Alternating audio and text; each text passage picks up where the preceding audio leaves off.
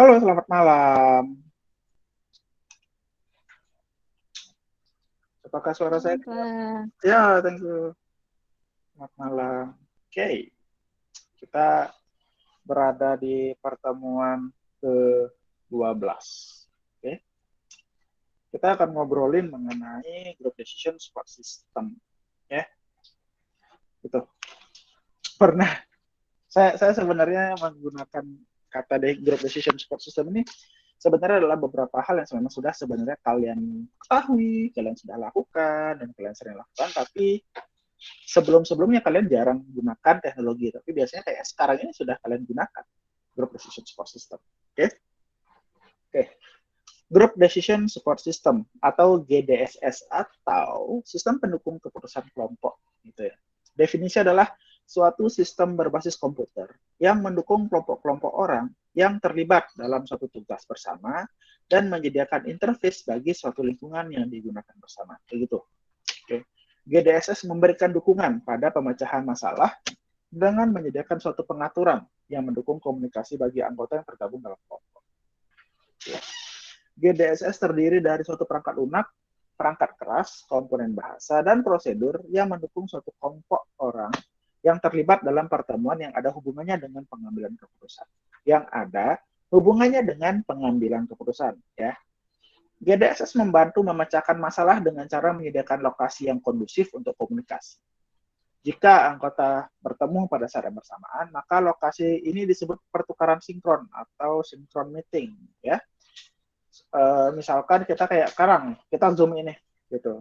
Itu atau pertemuan komite atau kayak gimana, itu termasuk pertemuan sinkron, gitu. Jadi real time, ya.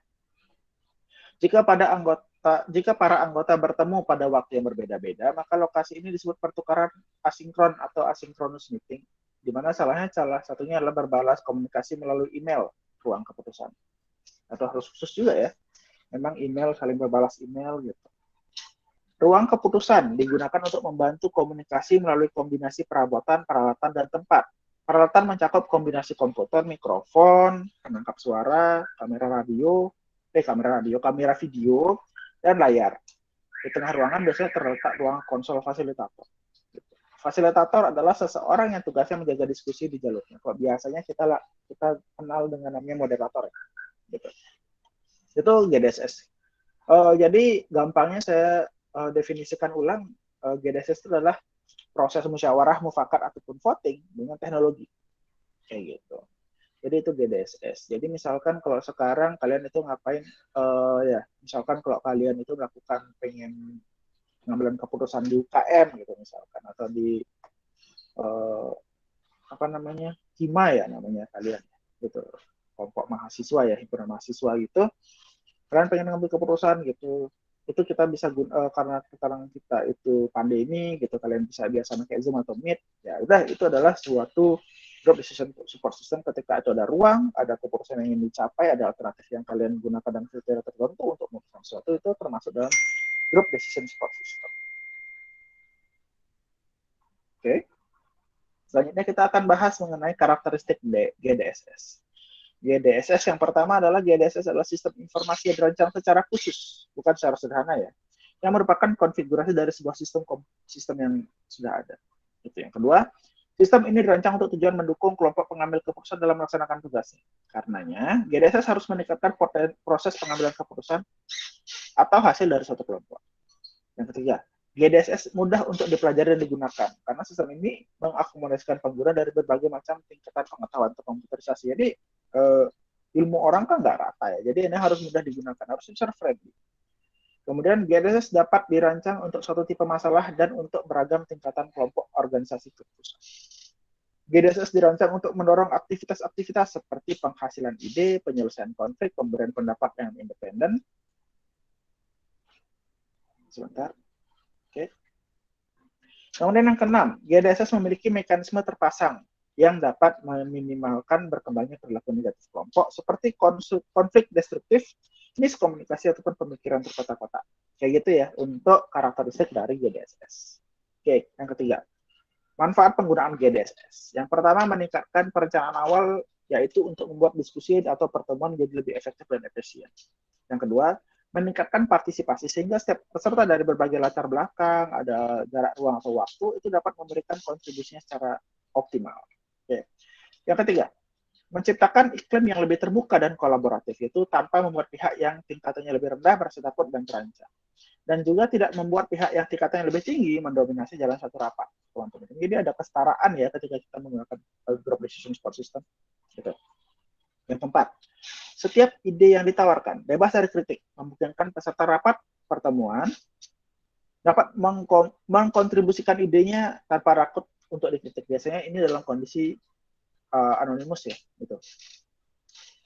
Kemudian yang keenam, menghasilkan ide organisasi, yaitu bagaimana tetap memfokuskan pada tujuan rapat, pertemuan atau meeting ini, mencari cara paling efisien untuk mengorganisir ide dan dilaksanakan dalam sesi brainstorming, dan mengevaluasi ide dalam batasan waktu yang paling sesuai.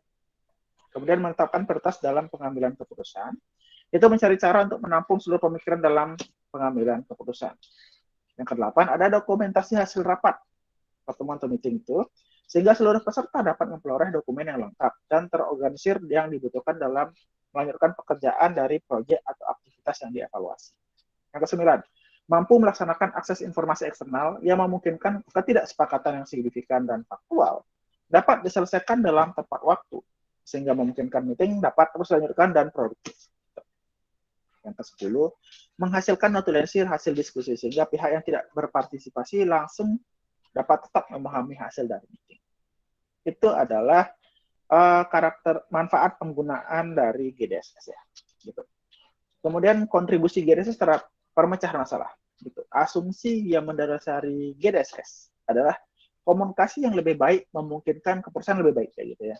Komunikasi yang lebih baik tercapai dengan cara menjaga diskusi tetap fokus pada masalah. Akibatnya mengurangi waktu yang terbuang. Waktu yang dihemat dapat dicurahkan untuk diskusi untuk lebih menyeluruh mengenai masalah tersebut. Jadi lebih spesifik ya. Sehingga berkontribusi pada masalah yang lebih baik. Atau waktu yang dihemat dapat digunakan dalam mengidentifikasi lebih banyak alternatif, sehingga evaluasi alternatif yang lebih banyak meningkatkan kemungkinan mencapai pemecahan masalah yang lebih baik. Kayak gitu. Saya ada beberapa contoh mengenai group decision support system. Saya pakai contoh yang pertama itu kayak modelnya yang sesuai dengan teks ya. Itu penggunaan grup sistem dari University of Arizona, suatu kelompok yang akan bertemu pada ruang keputusan. Para peserta akan menulis pendapat mengenai suatu topik dan menggunakan electronic brainstorming atau aplikasi EBS gitu, menyediakan komunikasi paralel ataupun anonimitas gitu. Jadi peserta rapat dapat memberikan ide-idenya gitu secara bebas dan menggunakan komunikasi yang bagus dan juga anonimus. Gitu.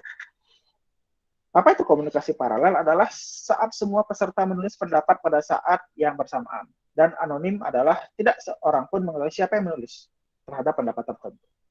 Anonimitas memungkinkan setiap peserta menuliskan apa yang benar-benar dipikirkannya tanpa khawatir diejek ataupun dikritik oleh orang lain. Gitu. Mungkin sekitar setengah jam itu misalkan menuliskan berbagai pendapat mengenai topik utama, para anggota kelompok mengumpulkan pendapat-pendapat dari ide berbagai macam kategori dengan menggunakan program lain yang disebut Idea Organizer. Akhirnya para anggota kelompok menggunakan program vote untuk memberi peringkat pada daftar kategori yang dikisarkan pada Idea Organizer. Itu yang pertama. Itu kan di luar negeri ya. Gitu. Jadi kalau kita misalkan di sini yang awam itu misalkan gini, misalkan ketika kita itu di HIMA gitu misalkan atau di UKM gitu, misalkan anggaplah saya sukanya game ya, kita akan melaksanakan turnamen game, turnamen e-sport di kampus gitu, oke? Pesertanya siapa aja nih, gitu yang pertama misalkan. Jadi orang-orang menuliskan, ini untuk umum aja, kalau umum nanti pro playernya masuk gitu, ini pakai yang SMA aja atau ini yang internal aja gitu. Jadi mulai ada permasalahan dan dijawab secara sinkronus atau asinkronus sehingga memunculkan blok-blok tertentu sehingga itu. Kemudian masuk misalkan kenapa nih nggak boleh peserta umum? Kenapa boleh harus peserta umum? Oh, pesertanya harus akan dapat lebih banyak. Nah, di situ akan ada kriteria-kriteria yang akan dibahas. Sehingga dari kriteria yang dibahas, kita akan menentukan, oke, baiknya seperti itu, kita akan pilih aja peserta umum, nggak apa-apa, gitu kan. Kalau misalkan ada pro player masuk, itu akan jadi suatu kejutan, gitu, misalkan. Oke, yaitu. Jadi, contohnya kayak gitu, kita menentukan sesuatu. Dan itu harus berdasarkan teknologi ketika itu misalkan kita gunakan group decision support system gitu. Kalau enggak ya group decision support aja, group decision making aja. Gitu. Oke. Biasanya kalian kalau misalkan rapat HIMA ataupun UKM, kalian menggunakan Zoom meeting ataupun Meet, gitu, Google Meet, dan kemudian kalian ada masalah, kalian selesaikan masalah itu, kalian gunakan musyawarah mufakat ataupun sampai voting, itu sudah termasuk group decision support system ya, gitu. Jadi kalian sudah lakukan itu. Kita akan lanjutkan materi mengenai teknologi GDSS ya. Yang pertama itu ada hardware. Ya, keperluan hardware minimal untuk setiap sistem mencakup peralatan input atau output, ada prosedurnya, jalur komunikasi antara peralatan I/O dan prosesor, yang keempat ada layar tampilan untuk menghasilkan informasi ya. Yang diinginkan untuk suatu desain yang memungkinkan setiap pekerja dapat bekerja secara independen terhadap orang lain, bisa menampilkan kerja atau hasil karya perorangannya pada sebuah anggota, dan melihat hasil karya orang lain dan karya kelompok secara keseluruhan. Yang kedua ada komponen software gitu. Komponen software GDSS itu ada database, ada base model, ada program aplikasi khusus misalkan kayak Zoom atau Google Meet yang kalian kenal, kemudian ada interface ya. Komponen teknologi GDSS yang paling khusus adalah software aplikasi yang dikembangkan secara khusus dan mendukung keberadaan kelompok keputusan. Gitu. Jadi ada syarat khusus ya. Jadi fasilitas dasarnya itu ada penciptakan teks, ada file data, modifikasi dan penyimpanan, ada word processing, ada fasilitas pembelajaran kayak help gitu kalau yang bagi yang belum menggunakan GDSS, ada online help gitu. Yang kedua, yang selanjutnya adalah worksheet, spreadsheet, decision tree atau alat lain yang menampilkan angka dan teks secara grafis. Yang kemudian ada manajemen database. Gitu. Untuk fasilitas kelompoknya itu ada peringkasan grafik dan bilangan. Prompt atau menu yang dapat memberitahu itu kayak pop-up gitu. Kemudian ada program untuk prosedur kelompok khusus gitu. Metode untuk penganalisaan interaksi kelompok dan transmisi teks dan data. Itu minimal ada software kayak gitu.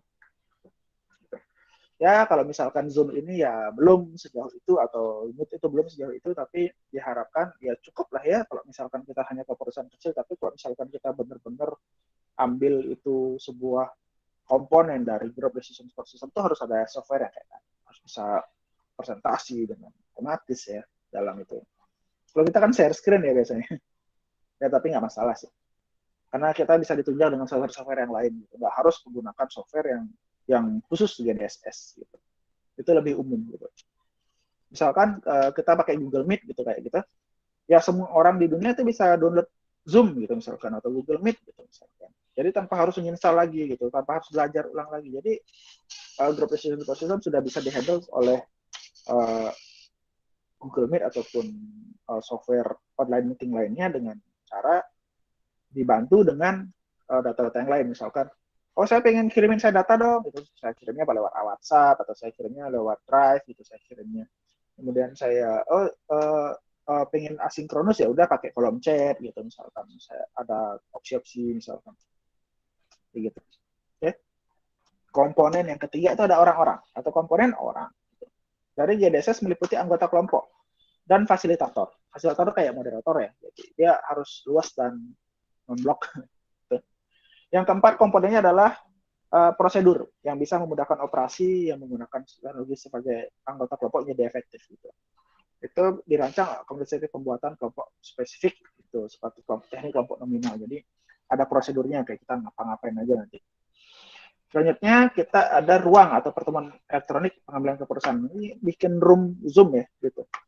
Gitu. Tapi biasanya kalau ruang elektronik ini biasanya ada ruang conference gitu, conference room. Kalau misalkan di kantor-kantor besar itu ada conference room gitu. Ada meja, kemudian ada ruangannya, ada PC-nya kayak gitu. Jadi bisa menggunakan tatap muka data partisipan. Oke. Terima kasih sudah join 29 orang sampai saat ini. Group decision support system tuh kayak gitu. Jadi ada beberapa contoh, ada beberapa kegiatan yang bisa kalian manfaatkan. Group decision support system biasanya kalian sudah menggunakan itu ya. Kalian kayaknya misalkan kayak apa ya namanya ya, saya pilih ketua band ya kalau saya di universitas. Kalau kalian mungkin kayak adik saya Pemira, pemilu raya. Gitu. Jadi kayak misalkan seperti itu, kalian gunakan Zoom, kalian gunakan Zoom meeting gitu. Misalkan saya sebagai alternatif gitu, saya sebagai calon ketua HIMA gitu misalkan. Saya akan deskripsikan, saya adalah ini, nama saya ini gitu, tanggal lahir saya sekian. Prestasi saya adalah itu kan kriteria ya. Prestasinya adalah ini. Terus saya akan melakukan ini kayak gitu. Kampanye gitu kan, jadi itu sebuah kriteria yang akan dipilih oleh masing-masing orang, masing-masing peserta kayak gitu. Itu akan makin lama kondisi itu, setelah itu kalian akan gunakan sistem vote kayak gimana. Kalau misalkan kalian pakai aplikasi Google Form atau apa, kemudian kan bisa disupport ya, nggak harus kayak dulu decision support system. GDSS itu adalah sebuah sistem yang mencakup semua itu. Kalian sudah nggak perlu lagi kalian punya Google Meet atau Zoom itu untuk menampilkan mengundang teman-teman kalian untuk dalam suatu room, dalam satu ruangan. Kemudian kalian gunakan WhatsApp untuk berkirim data atau Google Drive, kalian gunakan kolom chat untuk asinkronus, kalian gunakan share screen untuk menampilkan layar teks ataupun grafik menggunakan Microsoft Word ataupun Microsoft Excel contohnya. Itu sudah termasuk dalam group decision support system. Gitu. Ya. Jadi perkembangan kondisi seperti ini sudah membuat kalian lebih sering untuk membuat group decision support system. Oke. Itu sebelumnya. Terima kasih 20 menit untuk group decision support system. Saya akan bahas sedikit mengenai UAS kalian. Jangan lupa saya ingatkan kembali. Mulai dirancang metode DSS yang akan kalian kembangkan dalam aplikasi berbasis web. Gitu. Pilihannya mungkin yang saya ingatkan lagi ada SOW, ada WP, kemudian ada Topsys, dan juga beberapa metode yang misalkan kalian pengen challenge diri kalian untuk tanya sama saya mungkin akan berikan yang menarik. Mudah-mudahan kalian bisa tertantang, mungkin menjadikan group decision support system sebagai jalan kalian untuk TA mungkin. Itu bisa kalian bisa kembangkan gitu. Just to know, mungkin sudah saya bilang 5 orang dari anak bimbingan saya dari 10 orang, setengahnya hampir ke data science. 3 orang di decision support system, 2 orang di data mining. Jadi lumayan ke arah situ ya, sticky ya gitu. Jadi mungkin beberapa dosen sudah mulai nolak-nolak sistem informasi ya saya dengar. Jadi kalian siapkan proposal itu jauh-jauh hari, jangan tiba-tiba kalian saya nyusun proposal slow gitu, karena ya kalian harus juga mengejar waktu supaya tidak lulusnya lama-lama. Okay. Group decision support system adalah bahasan yang sangat saya bilang familiar ya, sangat friendly sekali gitu. Kalian intinya adalah musyawarah, mufakat, voting pakai teknologi gitu aja gampangnya. Oke. Okay? Mudah-mudahan itu bisa membantu kalian dapat insight juga, ternyata ada loh decision support system yang kita lakukan itu ternyata ada istilahnya gitu. Ya. Oke, itu saja. Apabila tidak ada pertanyaan, saya akan akhiri sekarang. Kalau misalkan ada pertanyaan bisa di grup atau di GP saya. Kalau ada yang nggak jelas soal UTS bisa ditanyakan kembali. Oke, itu saja pertemuan kita kali ini mengenai group decision support system. Jangan lupa dikerjakan kuisnya. Terima kasih sudah join. Selamat malam. Saya silahkan untuk live. Terima kasih. Selamat malam.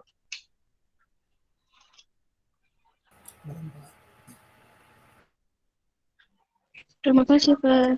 Ya, terima kasih. Terima kasih, Pak. Ya, Selamat malam. Selamat malam. Terima kasih.